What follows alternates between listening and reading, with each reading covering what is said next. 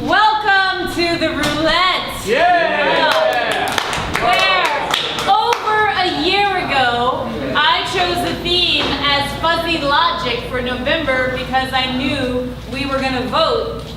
And boy, We didn't. I was almost a prophet, right? Fuzzy Prophecy. logic and what we have witnessed in this election. Yeah. And even though mathematically I can explain to other people electoral college, I cannot explain why we still haven't. Yeah. It really has outlived Yes, it has. its usefulness. Anyway, Moving right along.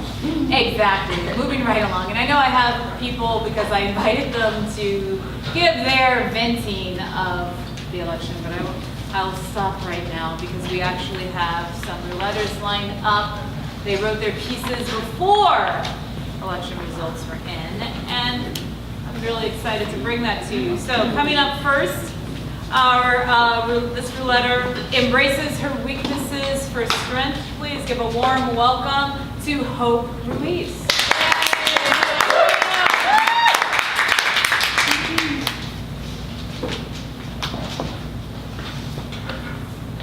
Mother's Day Revisited.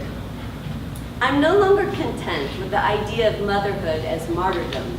The long-suffering, self-sacrificing patience of Hallmark cards.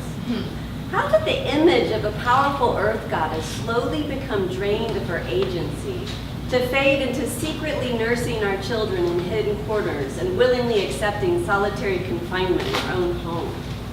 Fickle myths and fairy tales sink deep in the skin, deeper than a tattoo because we can't see their mark etched in the soul. So I laid myself bare before you, mother of all.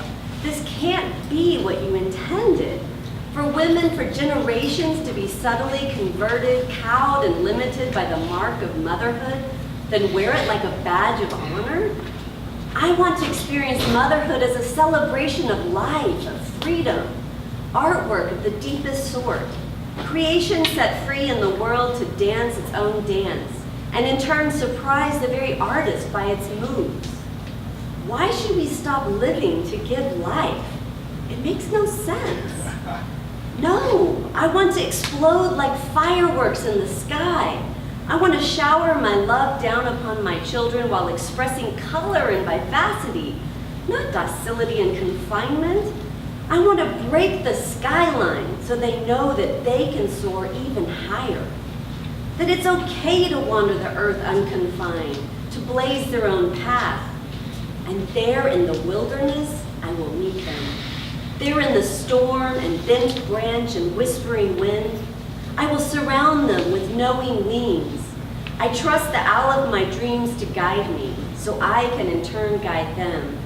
Not out of some sense of duty, but from an outpouring of joy. May I initiate them into a world of wonder and awe. Teach them to surrender to their deepest calling, not the easiest answer. Let them live their dream, not their fear.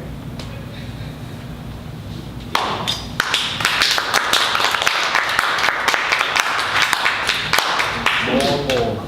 And one more. Driftwood. It's terrifying to meet yourself on the road, bruised and battered, no good Samaritan to take you to the inn and bandage your wounds. No reflections, no disguises, no explanations. There's futility in thinking we'll ever figure it out. It's the story of the blind man and the elephant. One thinks God's a tree trunk, one a snake or rope, depending on where they stand. But if you see the Buddha on the road, kill him. I believe we can only get closer. Because if you think you've already reached it, labeled it, written it down in some book, you can know for damn sure you're farther away than ever. Just smash the idols and start over, again and again. I'm a fucking mountain, not because I'm invincible or without doubt, but because I am fully aware of my faults and weaknesses. I look them in the face every day, and we've learned to do a little tango together. At first staring each other down as we clap and stomp in threatening circles, popping a jab when we think the other is not looking. But eventually we always end up holding each other in a loving embrace. We are what we are because of each other. Like driftwood, uprooted, battered, and bashed against the riverbank, carried in the current, rushing toward the roar of the fall. Spinning eddies make us smooth. There's character in the grains, the gashes, the knots. A hollow bone fills with air. It's the empty vessel that carries water, unencumbered, untethered, buoyant, bobbing back up to the surface every time it gets pushed under, resisting the density. Because I'm no longer afraid of the free fall. I've learned to listen for the ruffle of feathers in the rushing wind to remind me that this is what it feels like to fly. And instead of always skimming across the surface on thin legs like an insect, I dive deep beneath the facade and glide through the water, grow gills, chase out the carbon dioxide to clear the haze, make room for oxygen to fill my cells until they're plump and ripe like fruit, ready to be picked and popped in someone's mouth, savoring, not just surviving. Sharpening my senses like turning to a station after too much static. Demons, we all have them. They ooze through the window panes and under the door. So I've learned to suck the venom and spit it out before it has time to course through my veins. Just cut straight to bury my soul and let the pain breathe raw. Sit with the sadness, the disappointment, but also see the edges shimmering with light. Light bursting from the cracks, thrusting me through time.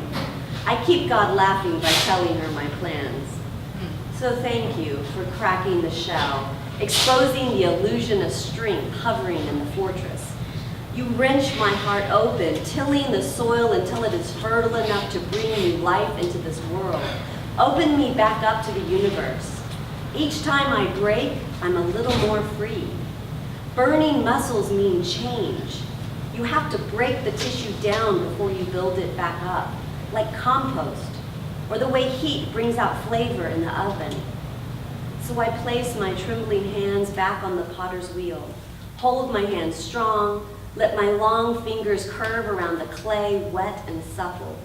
Feel the centrifugal force press against them, arms tired, eyes steady. There are no right choices, just right now.